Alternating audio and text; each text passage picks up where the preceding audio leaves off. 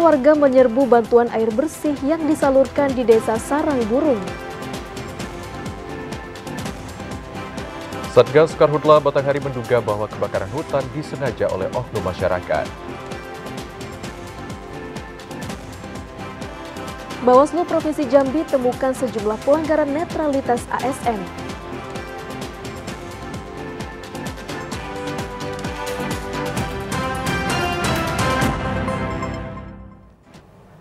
Assalamualaikum warahmatullahi wabarakatuh. Terima kasih Anda masih menyaksikan Jambi hari ini edisi Kamis 22 Agustus 2024. Selain 3 berita utama tadi, redaksi kami juga telah menyiapkan sejumlah informasi penting dan menarik lainnya untuk Anda. Bersama saya Muafiq Aziza dan saya Hazar Akbar, inilah Jambi hari ini selengkapnya.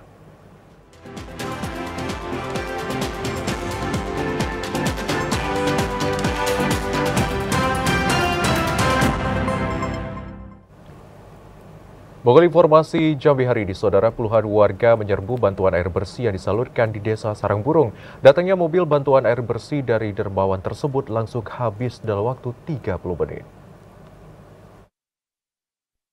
Bantuan distribusi 6.000 liter air bersih di Desa Sarangburung, Kecamatan Jambi Luar Kota, Kabupaten Muaro Jambi langsung diserbu warga.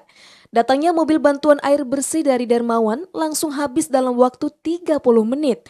Warga mengaku kondisi sumur serapan milik mereka kini telah mengering, sehingga untuk mendapatkan air bersih mereka terpaksa membeli air galon. Sedangkan untuk mandi dan mencuci mereka memanfaatkan air sungai Batanghari yang harus menempuh perjalanan sekitar 100 meter dari rumah menuju debit air sungai. Dengan adanya bantuan air bersih ini sangat membantu ketersediaan air untuk kebutuhan rumah tangga bagi warga. Alhamdulillah kami ucapkan dari Desa Sarangburung khususnya RT 06 yang telah dibantu oleh donatur dari Kota Jambi ataupun Provinsi Jambi yang telah membantu membagikan air. Alhamdulillah kami ucapkan banyak terima kasih. Kalau air beli Bu ya? Air beli, air minum beli. Khusus air minum. Alhamdulillah. Dan ini bantuan baru kali ini? Ya. Warga Sarangburung, Kecamatan Jaluko telah mengalami krisis air bersih sejak 1 bulan belakangan ini. Mereka mengaku senang dalam upaya penanggulangan bencana kekeringan tidak hanya ditanggulangi oleh pemerintah namun juga para dermawan. Azam Afnan, TVRI Jambi melaporkan. Dampak kemarau yang terjadi dalam 2 bulan terakhir menyebabkan sejumlah air sungai di Kabupaten Sarolangun terus turun. Namun BPBD Sarolangun belum menerima laporan masyarakat terdampak krisis air bersih. Berdasarkan informasi dari Badan Meteorologi, Klimatologi, dan Geofisika, puncak kemarau di wilayah Kabupaten Sarolangun diprediksi akan terjadi di bulan Agustus hingga awal September 2024. Musim kemarau yang terjadi menyebabkan debit air sungai di wilayah Kabupaten Sarolangun turun drastis, seperti Sungai Batang Asai, Sungai Batang Limun, dan Sungai Batang Limbur, serta Sungai Batang Air Hitam. Kepala BPBD Sarolangun, Salahuddin Nopri, mengatakan penurunan debit air sungai tidak berdampak terhadap kebutuhan air bagi masyarakat. Itu debitnya berkurang ya. Yang dapat kita lihat sekarang kita sudah masuk musim kemarau. Dan debit air untuk sementara saat ini keluhan masyarakat tentang kekurangan air belum ada. Maksudnya kita itu yang kurang itu di daerah Spindut. Itu kita persentase nanti gitu. Itu biasanya Jika masyarakat mengalami kekeringan air, BPBD Sarolangun siap untuk menyuplai air bersih dengan cara melaporkan ke pemerintah desa dan pemerintah kecamatan. Edi Kusnadi, TVRI Jambi melaporkan. Sorotan lainnya, saudara, kejadian kebakaran hutan dan lahan yang ditemukan di Kabupaten Batanghari kuat diduga adanya unsur kesengajaan yang dilakukan oleh oknum masyarakat. Hal itu dibuktikan dengan seringkalinya didapati tumpukan bekas pembakaran sampah. Kepala Pelaksana Badan Penanggulangan Bencana Daerah Batanghari, Ansori, mengatakan saat ini luasan lahan terbakar sudah menyebar di seluruh wilayah 8 kecamatan. Mayoritas karhutla yang terjadi berada di lahan milik warga. Bahkan kemunculan api diduga karena adanya unsur kesengajaan dilakukan oleh oknum tidak bertanggung jawab yang memanfaatkan musim kemarau untuk membuka lahan perkebunan mereka. Dugaan itu pun dibuktikan dengan seringkalinya petugas menemukan tumpukan bekas pembakaran di lokasi karhutla. Namun sayangnya saat tiba di lokasi kejadian, petugas sudah tidak lagi menemukan oknum pelaku pembakaran tersebut. Pemerintah berharap adanya upaya penindakan tegas dari aparat penegak hukum sebagai efek jera. Itu juga dibilang nggak tentu tadi, pernah kejadian bakaran siang. Nah kayak kemarin kejadian di Patagua malam itu. Itu pun kami dapatkan tumpukan dari stacking itu dibakar, kayaknya sengaja dibakar. Nah itulah kami belum pernah tertangkap tangan untuk yang apa. Harusnya ada semacam efek jera untuk masyarakat dengan cara membakar itu. Sementara itu dari kejadian karhutla yang ditemukan total terdapat seluas 118 hektar lebih lahan terbakar tersebar di 8 kecamatan di Kabupaten Batanghari. Ade Juniawan, TVRI Jambi melaporkan. Sementara itu, saudara, bencana kebakaran hutan dan lahan di Kabupaten Muaro Jambi semakin meluas. Dalam satu pekan belakangan ini, terjadi penambahan sekitar 5 hektar lebih lahan yang hangus dilalap si jago merah. Dan untuk mengetahui informasi selengkapnya, kita sudah terhubung dengan kontributor TVRI Jambi, Azam Afnan, langsung dari Kabupaten Muaro Jambi. Halo Azam, selamat sore. Ya, sore Aziza. Ya, Azam, di mana saja sih tambahan 5 hektar lahan yang terbakar di Kabupaten Muaro Jambi? Ya, informasi yang kami terima dari Badan Penanggulangan Bencana Daerah Kabupaten Muaro Jambi, dalam satu pekan ini terjadi penambahan sekitar 5 hektar lahan yang terbakar. 5 hektar lahan yang terbakar ini tersebar di 3 kecamatan, yakni Kecamatan Marosebo, Kecamatan Kumpe, dan Kecamatan Kumpe Ulu. Untuk titiknya sendiri seperti di Kecamatan Marosebo itu ada di 2 desa, yakni Desa Jambi Kecil seluas 2 hektar dan Desa Bakung seluas 1 hektar. Sementara untuk Kecamatan Kumpe Ilir terjadi di Desa Tanjung, untuk luas kebakaran sendiri mencapai 2 hektar lebih. Sedangkan untuk di Kecamatan Kumpe Ulu terdapat 2 titik atau 2 desa, yakni Desa Kota Karang dan Desa Kasangpudak.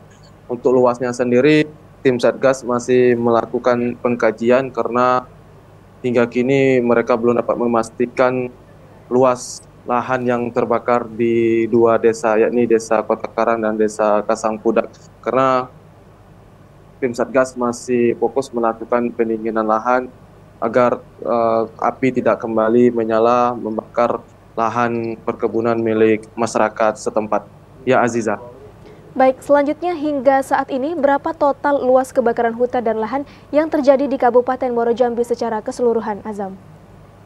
Ya, data yang kami terima dari BPBD setempat hingga Agustus atau hari ini untuk luas kebakaran mencapai 90 hektar.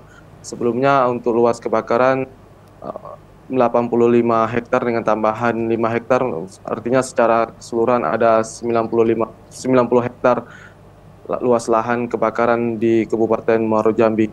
Kebakaran lahan tersebut tidak hanya hutan namun juga perkebunan kelapa sawit milik warga dan beberapa hektar juga milik perusahaan di wilayah Muaro Jambi.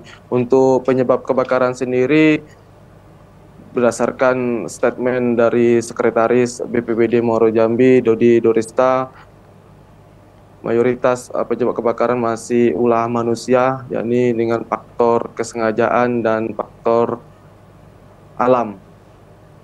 Sementara untuk luas kebakaran sendiri terjadi di 8 kecamatan, terbesar itu ataupun terbanyak itu ada di Kecamatan Kumpe Ilir yang mencapai 47 hektar. Kemudian disusul Kecamatan Marosebo ada sekitar 12 hektar dan Sekernan ada 7 hektar. Sementara di 5 kecamatan sendiri seperti di Kumpe Ilir, maksudnya di Kumpe Ulu, Tamarajo, Sekernan, Jaluko, dan Sungai Gelam masing-masing di bawah 5 hektar luas kebakaran yang terjadi hingga hari ini. Ya, Aziza. Baik, dari kebakaran yang telah terjadi, apakah pemerintah kabupaten telah menaikkan status dari siaga darurat menjadi tanggap darurat karhutla di Muaro Jambi, Azam? Ya, sejauh ini pemerintah Kabupaten Muaro Jambi belum meningkatkan status dari status siaga darurat karhutla menjadi tanggap darurat karhutla. berdasarkan informasi yang kami terima dari PJ Bupati untuk meningkatkan status dari siaga menjadi tanggap darurat karhutla, pemerintah melihat kondisi wilayah Muaro Jambi.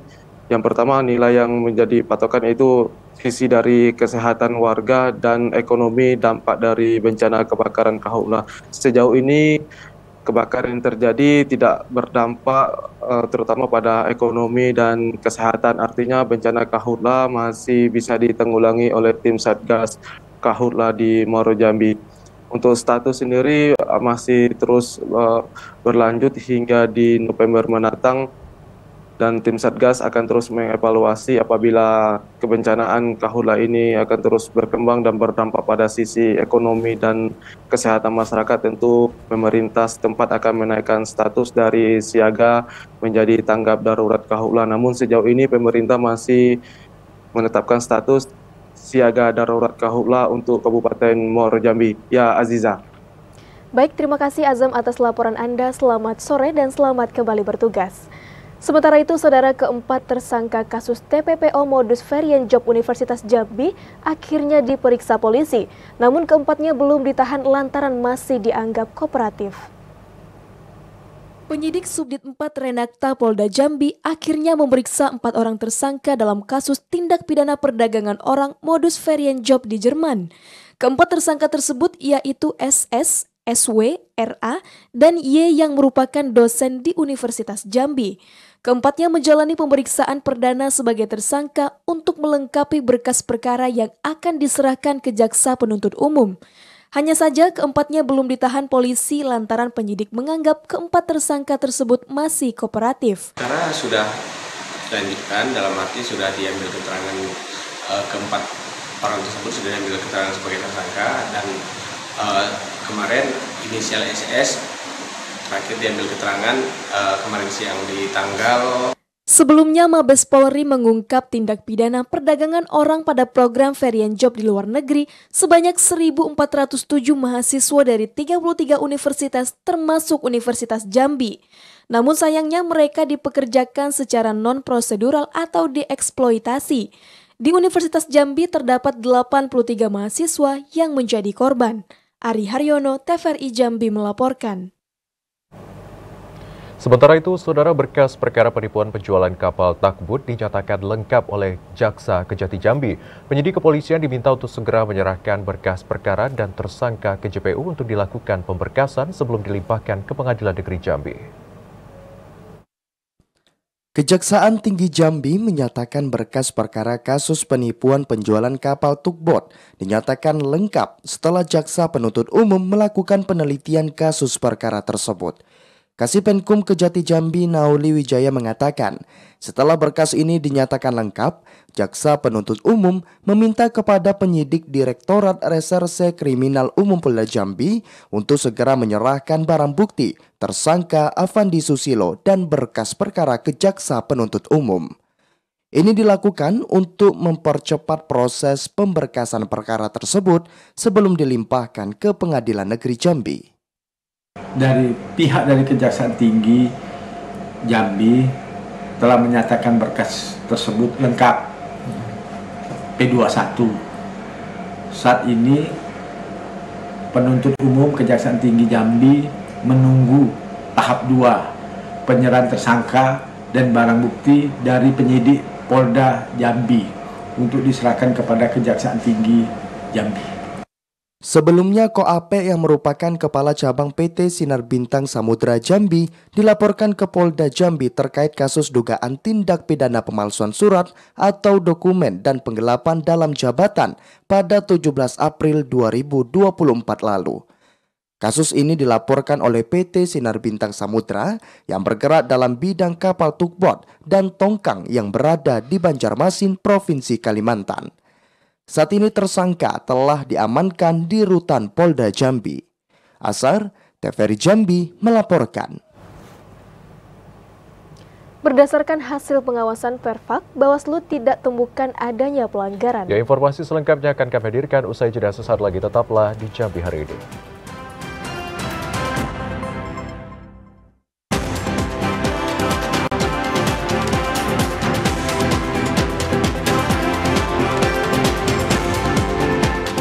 Anda kembali menyaksikan Jambi Hari Ini, Saudara, dalam segmen menuju Pilkada 2024.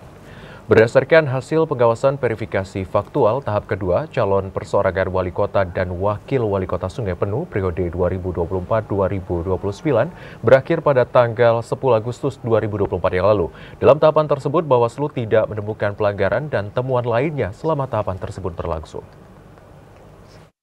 Berdasarkan hasil pengawasan verifikasi faktual calon perseorangan yang berakhir pada 10 Agustus 2024 lalu, Bawaslu tidak menemukan pelanggaran dari 3.000 data pemilih perbaikan untuk calon perseorangan wali kota dan wakil wali kota Sungai Penuh periode 2024-2029. Kordip P2M Bawaslu Kota Sungai Penuh Iin Rudiansyah mengatakan, setelah dilaksanakannya pleno KPU tingkat Kota Sungai Penuh, calon perseorangan wali kota dan wakil wali kota Sungai Penuh telah dinyatakan memenuhi syarat untuk mencalonkan diri sesuai persyaratan yang telah ditetapkan oleh KPU Kota Sungai Penuh. Untuk hasil perpak verifikasi faktual untuk bakal calon perseorangan sudah di tingkat KPU sudah dilakukan pleno untuk hasil rekapitulasi hasil perpak kedua dan juga langsung ditetapkan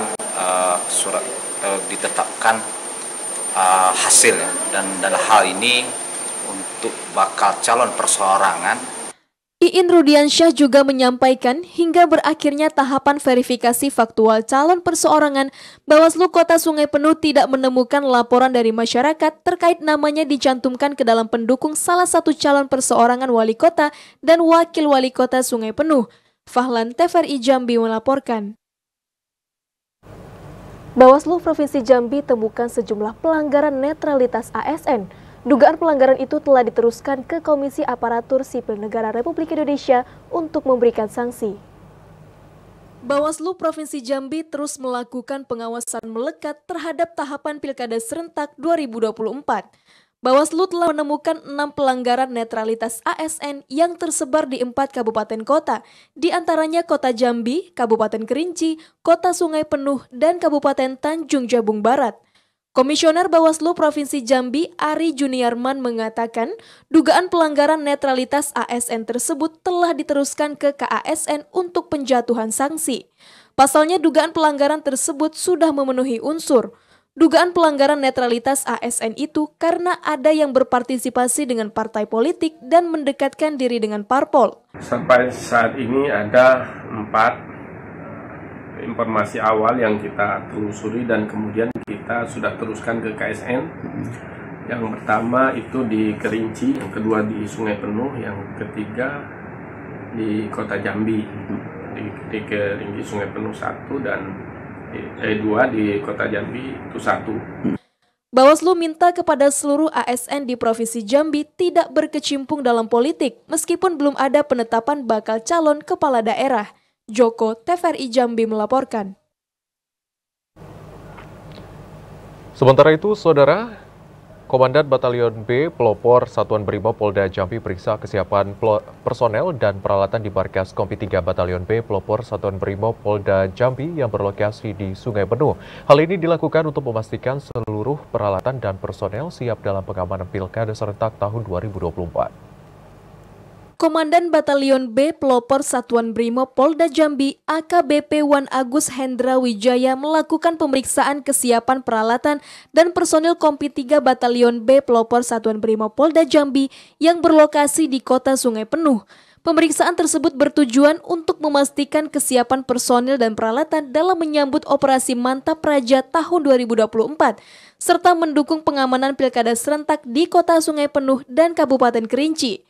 Komandan Batalion B Pelopor Satuan Brimob Polda Jambi AKBP Wan Agus Hendra Wijaya mengatakan dalam mendukung pengamanan Pilkada Serentak di Kabupaten Kerinci dan Kota Sungai Penuh 2024, pihaknya menyiagakan 191 orang personil Brimob Polda Jambi. Pada kesempatan hari ini, kami diperintah pimpinan kami, Komandan Satuan kami, Komisaris Besar Nadi Haidir SIK, untuk melaksanakan konsolidasi dalam rangka menyambut pelaksanaan Operasi Mantap Praja tahun 2024-2025, yang mana beliau berpesan untuk kami semua di Batalion B Pelopor ini untuk tegak lurus punya integritas.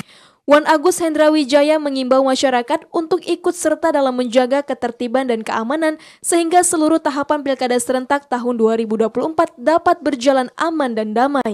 Ilwan, TVRI Jambi melaporkan.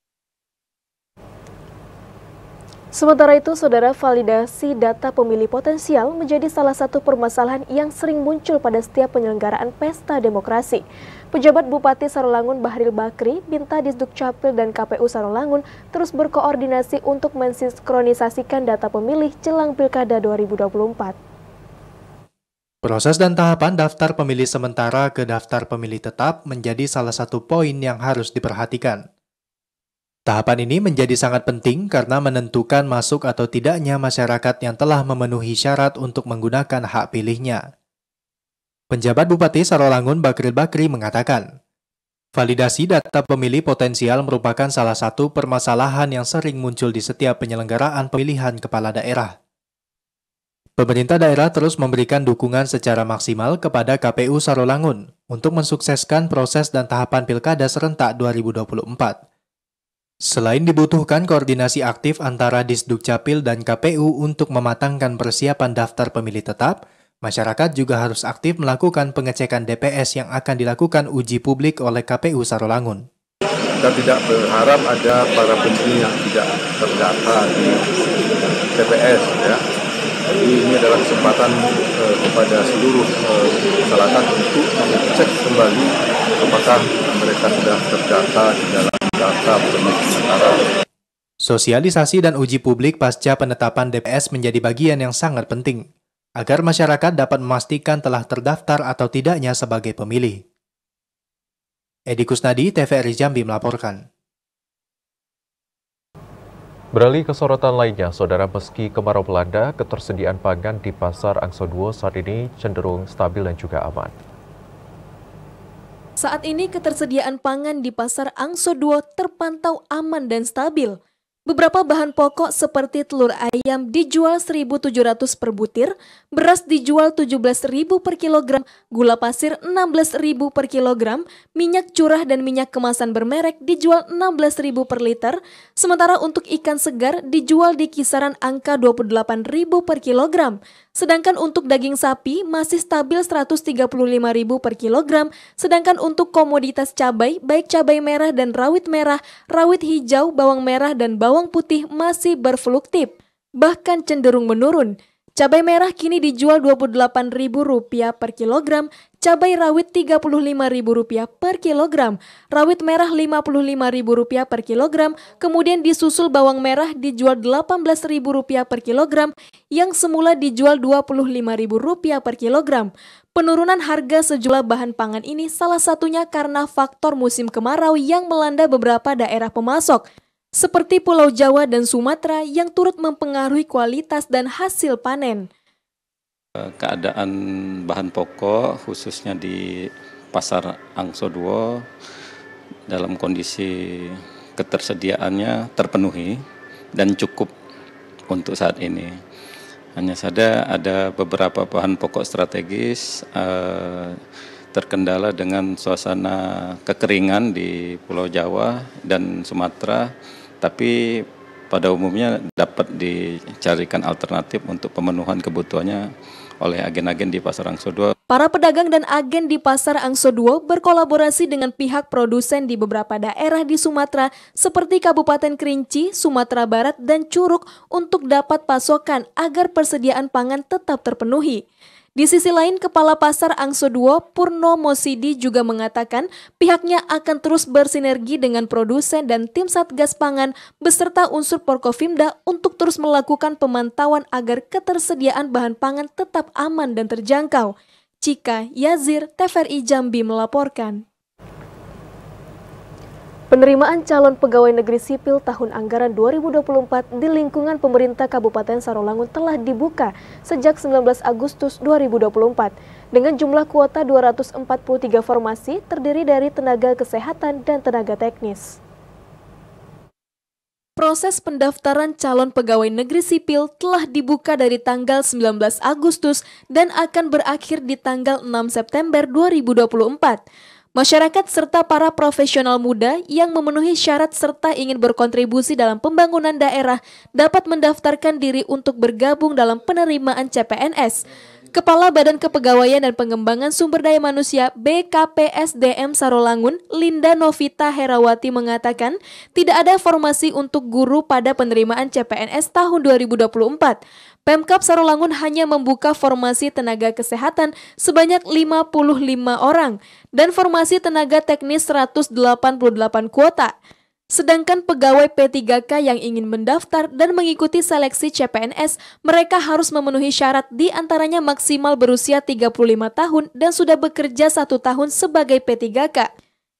Ya, untuk pemerintah Kabupaten Sarolangun tahun 2024 ini mendapat persetujuan alokasi sebanyak 243 formasi, terdiri dari formasi untuk kesehatan dan teknis, tenaga teknis. Tapi bukan fisik, kami verifikasinya juga melalui aplikasi. Ya, langsung nanti dipantau langsung oleh BK. Informasi penerimaan CPNS di Pemkab Sarolangun, para calon pelamar dapat membuka website resmi BKPSDM Sarolangun dengan alamat https://bkpsdm.sarolangunkap.co.id. Kesalahan dalam mengunggah berkas bisa berakibat ketidaklulusan berkas administrasi. Edi Kusnadi, TVRI Jambi melaporkan. Masih terkait dengan seleksi CPNS 2024, pemerintah Kabupaten Tanjung Jabung Timur membuka peluang bagi yang ingin berkarir di birokrat. Para pelamar diminta untuk tidak tergoda janji manis oknum yang berani meluluskan. Untuk mengetahui informasinya, kami telah terhubung dengan kontributor TVRI Jambi Kliva Patria langsung dari Kabupaten Tanjung Jabung Timur. Halo, selamat sore, Kliva. Ya, selamat sore. Ya, baik Kliva, ada berapa formasi CPNS tahun 2024 yang dibuka oleh pemerintah Kabupaten Tanjung Jabung Timur serta di mana saja sebarannya? Ya, dapat kami sampaikan bahwa kabar bahagia bagi mereka yang ingin berkecimpung di bidang birokrasi. Pemerintah Kabupaten Tanjung Jabung Timur membuka peluang bagi putra-putri terbaik daerah untuk bergabung sebagai aparatur sipil negara atau ASN. Di tahun 2024 ini, ada sebanyak 75 formasi yang bisa diikuti oleh putra-putri tersebut. Dari puluhan formasi tersebut, hanya membuka formasi tenaga teknis. Berdasarkan data yang dihimpun dari BKPSDM Kabupaten Tanjung Jabung Timur, bahwa pendaftaran ataupun pembuatan akun CPNS dimulai dari tanggal 20 Agustus hingga 6 September 2024. Selanjutnya, pengumuman kelayakan berkas mulai dari 9 hingga 15 Oktober 2024. Setelah pengumuman ada tes seleksi kompetensi dasar atau SKD yang berlangsung pada tanggal 16 Oktober hingga 14 November 2024. Sebelumnya, calon pelamar diminta untuk mencermati detail persyaratan, formasi, dan kualifikasi jabatan formasi yang tersedia pada masing-masing instansi maupun OPD yang dituju. Untuk sebaran 75 formasi ini mulai dari kelurahan, kecamatan hingga beberapa OPD yang membuka formasi tersebut. Selanjutnya, pemerintah Kabupaten Tanjung Jabung Timur juga meminta kepada para calon pelamar untuk tidak percaya kepada oknum-oknum nakal yang menjanjikan janji manis berupa kelulusan bagi para pelamar. Jika para pelamar mendapati adanya janji manis dari oknum-oknum tersebut, maka mereka diminta untuk melaporkan langsung ke Polres Tanjung Jabung Timur untuk ditindaklanjutin. Demikian. Ya, Kliva, selain CPNS, apakah pemerintah Kabupaten Tanjung Jabung Timur juga membuka formasi untuk P3K? Ya, berdasarkan data yang didapat dari BKPSDM Kabupaten Tanjung Jabung Timur, bahwa pemerintah daerah sendiri juga membuka seleksi P3K di tahun 2024 ini.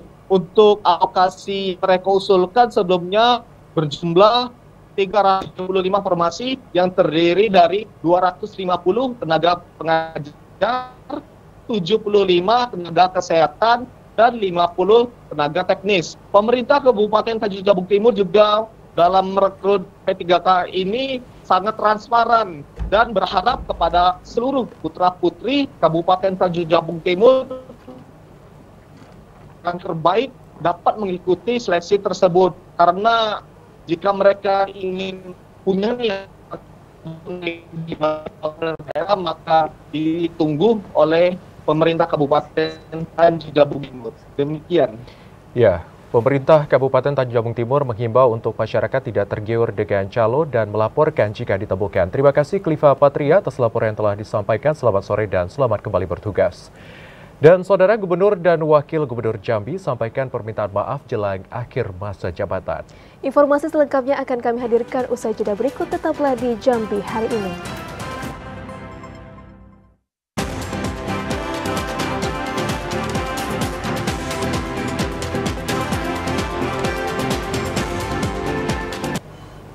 Terima kasih saudara Anda masih menyaksikan Jambi hari ini. Menjelang akhir masa jabatan, Gubernur Jambi Al-Haris dan Wakil Gubernur Jambi Abdullah Sani menyampaikan permintaan maaf kepada seluruh masyarakat Provinsi Jambi. Memasuki tahun penghujung menjelang akhir masa jabatan, Gubernur Jambi Al-Haris menyampaikan permintaan maaf kepada seluruh masyarakat Provinsi Jambi. Hal tersebut disampaikan Al-Haris yang didampingi Wakil Gubernur Jambi Abdullah Sani saat memberikan kata sambutan pada acara Konser Kemerdekaan Malam Hiburan Rakyat yang diselenggarakan pemerintah Provinsi Jambi dalam menyemarakan HUT ke-79 Republik Indonesia Rabu malam 21 Agustus 2024. Al-Haris bersama Abdullah Sani secara tulus meminta maaf kepada seluruh masyarakat atas capaian kinerja pemerintah yang dinilai masih belum memuaskan. Keterbatasan periode masa jabatan yang hanya 4 tahun karena adanya pemotongan pilkada serentak tahun 2024 menjadi alasan utama belum maksimalnya kinerja pemerintah. Al-Haris menekankan Pemprov telah berupaya semaksimal mungkin untuk mewujudkan Jambi Mantap yang menjadi visi misi pembangunan Provinsi Jambi 2021-2026. Kemudian menjelang kontestasi pilkada serentak yang akan diselenggarakan dalam beberapa bulan ke depan, Al-Haris juga mengajak warga masyarakat untuk menjaga situasi kondusif daerah. Yang terakhir, kami berdua insya Allah akan mengakhiri jabatan kami ya berdua di tahun 2024 ini. Ya, jadi oleh karena itu kami mohon maaf. Kami mungkin karena 4 tahun masa kami bekerja, karena periodenya 4 tahun, karena ada pemilu serentak, kami juga mohon maaf dengan warga semuanya apabila masih banyak yang belum kami lakukan karena waktu yang terbatas, hanya 4 tahun kami menjabat sebagai gubernur dan juga wakil gubernur Jambi. Al-Haris mendoakan siapapun kepala daerah terpilih hasil pilkada serentak tahun 2024 akan menjadi pemimpin yang baik untuk membangun daerah. Randy Arta, TVRI Jambi melaporkan. Ya, Saudara, semarak HUT ke-79 Republik Indonesia tahun 2024, Gubernur Jambi Al-Haris secara resmi membuka penyelenggaraan malam hiburan rakyat bertajuk Konser Kemerdekaan untuk Masyarakat. Pemerintah Provinsi Jambi menggelar malam hiburan rakyat dalam rangka menyemarakan perayaan Hari Ulang Tahun ke-79 Republik Indonesia tahun 2024. Kegiatan yang diselenggarakan di lapangan utama kantor Gubernur Jambi dengan tajuk Konser Kemerdekaan Rabu malam dibuka Gubernur Jambi Al-Haris.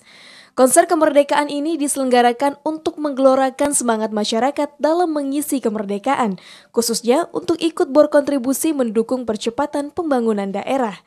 Menyemarakan perayaan HUT kemerdekaan tidak hanya menjadi kegiatan seremonial, tetapi juga menjadi momentum untuk meningkatkan rasa kebersamaan dan kesatuan seluruh warga masyarakat. Al-Haris menekankan berbagai karya positif dan kontributif yang dilakukan dalam mengisi kemerdekaan memiliki peran vital untuk mendukung suksesnya penyelenggaraan pembangunan. Al-Haris berharap sinergi dan berkolaborasi bersama seluruh lapisan masyarakat dapat terus terjalin untuk mempercepat terwujudnya kesejahteraan daerah. Dulu kita berjuang, para pejuang berjuang untuk merdeka. Sekarang kita merdeka mengisi dengan pembangunan. Oleh karena tugas kita, anak muda semuanya, kaula muda yang tua-tua, tugas kita bagaimana kita terus bersemangat melanjutkan cita-cita perjuangan daripada pendahulu kita semuanya. Pada penyelenggaraan konser kemerdekaan yang disambut antusias masyarakat itu, pemerintah menghadirkan artis Denny Caknan untuk menghibur warga Provinsi Jambi. Randy Arta, TVRI Jambi melaporkan. Sementara itu, Saudara Wakil Gubernur Jambi Abdullah Sani membuka penyelenggaraan Musda Persatuan Perusahaan Real Estate Indonesia Jambi ke-10 tahun 2024. Melalui Musda diharapkan dapat merumuskan visi dan misi serta program kerja organisasi.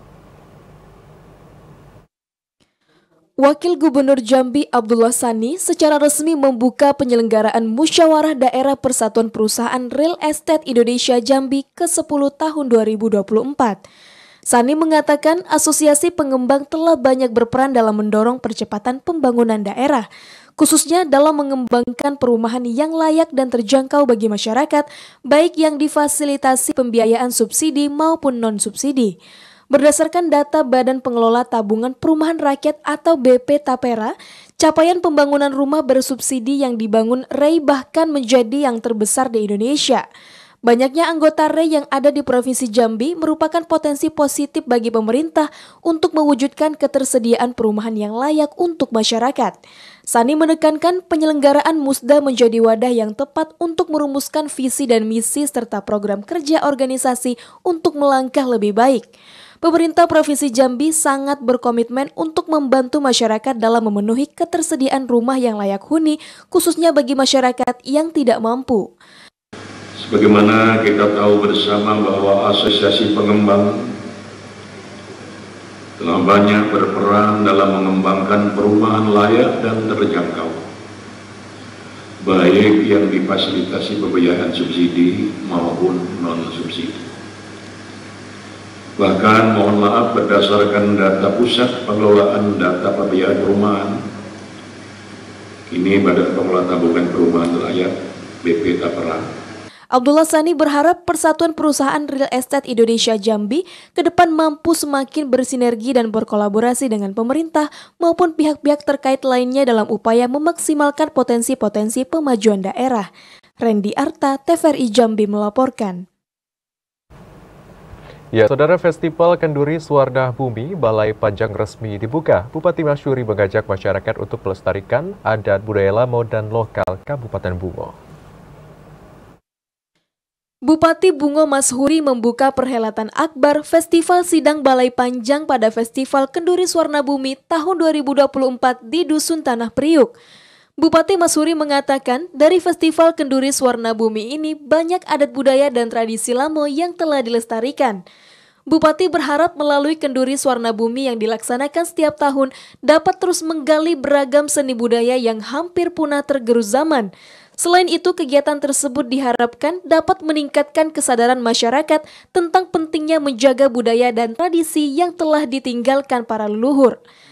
Hadir bersama-sama di Dusun Tanah Priuk, Kecamatan Tanah Setengah Lintas, Kabupaten Bungo ini dalam acara Kenduri Swarna Bumi Festival Balai Panjang. Jadi di Dusun Tanah Priuk ini ada rumah adat.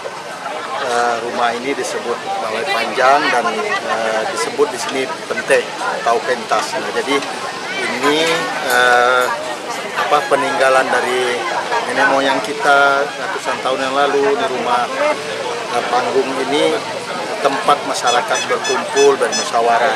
Nah, kita berharap dengan adanya acara Kenduri Swarna Bumi ini kita bisa melestarikan budaya-budaya adat yang ada di Dusun Tanah Priuk ini.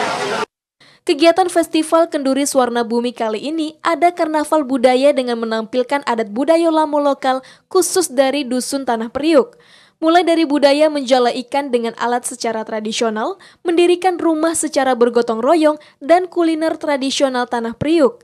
Dalam acara tersebut, Bupati dan Porkofimda ikut serta melakukan tumbuk emping dalam lesung sehingga menjadikan suasana Festival Kenduri Swarna Bumi semakin meriah. Kegiatan ini juga dihadiri perwakilan dari Kemendikbudristek. Muhriandi, TVRI Jambi melaporkan. Sementara itu, Saudara, Bupati Bungo bersama Porkofimda menebar 60.000 bibit ikan jenis ikan nilam dan jelawat di Sungai Batang Tebo. Penaburan benih ikan ini bertujuan untuk menjaga ketahanan pangan di Dusun Tanah Priuk, Kecamatan Tanah Sepenggal Lintas.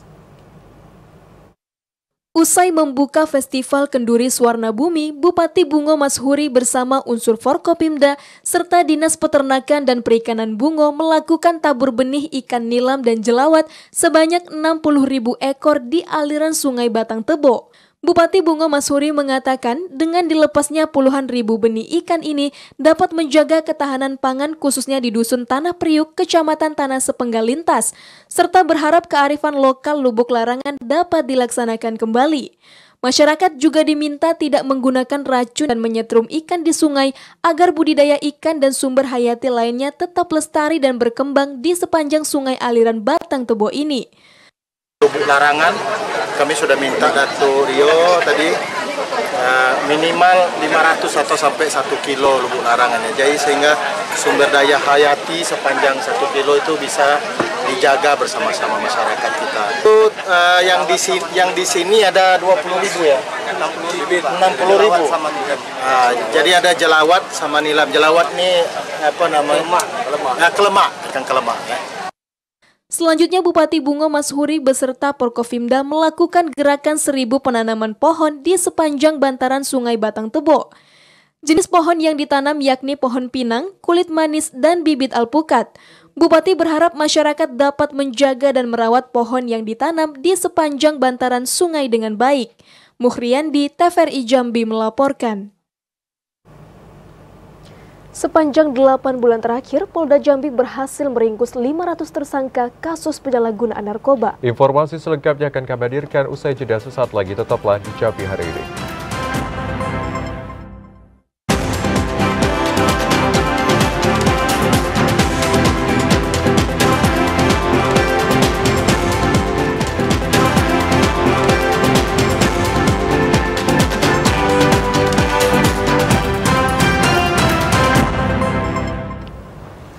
Terima kasih Anda masih setia menyaksikan kami di Jambi hari ini, Saudara. Ya, pelatihan guru dan tenaga pendidik bagi penyandang disabilitas sensorik rungu wicara resmi berlangsung. Pelatihan yang digagas oleh Basnas ini merupakan wujud nyata pelayanan pendidikan bagi disabilitas sensorik rungu wicara. Badan Amil Zakat Nasional melalui Basnas Provinsi Jambi menggelar pelatihan guru dan tenaga pendidik bagi penyandang disabilitas sensorik rungu wicara. Pelatihan ini bekerja sama dengan PKP Al-Hidayah Pemprov Jambi yang berlangsung 2 hari, dimulai 21 Agustus hingga 22 Agustus 2024. Kegiatan yang pertama kali diadakan di Provinsi Jambi ini dilatih langsung oleh tenaga pengajar Lajnah Pentasihan Mushaf Al-Quran diikuti peserta dari kabupaten kota. Usai dibuka secara resmi, kegiatan dilanjutkan dengan penyerahan buku panduan belajar membaca Mushaf Al-Quran Isyarat bagi penyandang disabilitas sensorik rungu wicara dari Badan Amil Zakat Nasional kepada Basnas Provinsi Jambi. Ketua Basnas Hasan Basri Husin berharap peserta yang mengikuti pelatihan ini dapat menyampaikan ilmunya kepada disabilitas lainnya, sehingga penduduk di Provinsi Jambi terutama disabilitas bisa membaca Al-Quran. Sungguh kegiatan ini pertama kali dilaksanakan di Provinsi Jambi dan sangat luar biasa. Jika dulu pernah ada Al-Quran Braille, maka hari ini kita akan memperkenalkan membaca Al-Quran Isyarat kepada mereka yang nanti bertugas untuk melanjutkan kegiatan ini kepada mereka-mereka yang selama ini belum mengenal huruf-huruf Al-Quran dan belum bisa membaca ayat suci Al-Quran. Ketua DPD Gerkatin Provinsi Jambi, Angga Nikola Fortuna mengapresiasi terlaksananya pelatihan yang digagas oleh Basnas. Dari pelatihan ini diharapkan para disabilitas dapat membaca Al-Quran dengan baik dan memahami isi kandungan dalam Al-Quran. Jika selesai nanti mereka juga bisa mengajarkan ke teman-teman tuli yang lain yang berada di daerah-daerah sehingga mereka masing-masing bisa berkembang keilmuannya dan bisa membaca Al-Quran. Dibentuk lembaga Quran khusus teman-teman tuli ya, seperti komunitas agar memudahkan kerjasama nantinya. Mungkin dengan Kementerian Agama atau dengan Basnas Jambi ada kerjasama, bisa saling membantu teman-teman tuli dalam masalah Quran dan masalah agama. Azam Afnan, TVRI Jambi melaporkan. Seluruh anggota DPRD Kota Jambi diminta kembalikan PIN emas dan handphone yang merupakan aset pemerintah. Mereka diberikan tenggang waktu sebelum pelantikan wakil rakyat yang baru periode 2024-2029. 45 PIN emas yang diberikan ke anggota DPRD Kota Jambi periode 2019-2024 diminta untuk dikembalikan ke Sekretariat Dewan. Para wakil rakyat itu diberi waktu selambat-lambatnya tanggal 22 Agustus ini sebelum masa kerjanya berakhir. Karena PIN emas tersebut dianggarkan pada belanja modal anggaran pendapatan belanja daerah APBD Kota Jambi tahun 2019. Sehingga tersebut masih tercatat sebagai aset milik pemerintah Kota Jambi. Selain PIN emas, wakil rakyat juga diminta untuk mengembalikan handphone dan sejumlah aset pemerintah yang masih melekat pada setiap diri anggota DPRD, sehingga nantinya tidak menjadi temuan dari Badan Pemeriksa Keuangan. PIN yang untuk periode 2019-2024 yang mana PIN-nya itu terbuat dari emas, kita sudah melakukan dan menyurati melalui pimpinan DPRD untuk kepada para anggota dewan untuk mengembalikan aset-aset yang dimiliki para anggota dewan, di antaranya PIN emas, kemudian HP, kemudian apa lagi ya, lupa saya, antaranya dua itu dengan batas waktu tanggal 22 Agustus 2024 ini. Diharapkan sebelum berakhir masa jabatan, seluruh anggota dewan dapat kooperatif untuk mengembalikan aset pemerintah tersebut. Joko TVRI Jambi melaporkan. Kesorotan lainnya, saudara, terkait dengan darurat narkoba, 500 tersangka dan ratusan barang bukti narkoba diamankan petugas kepolisian Polda Jambi. Kasus penyalahgunaan narkoba itu diringkus sepanjang 8 bulan terakhir. Direktorat Reserse Narkoba Polda Jambi mengamankan 500 orang tersangka kasus penyalahgunaan narkotika selama 8 bulan terakhir.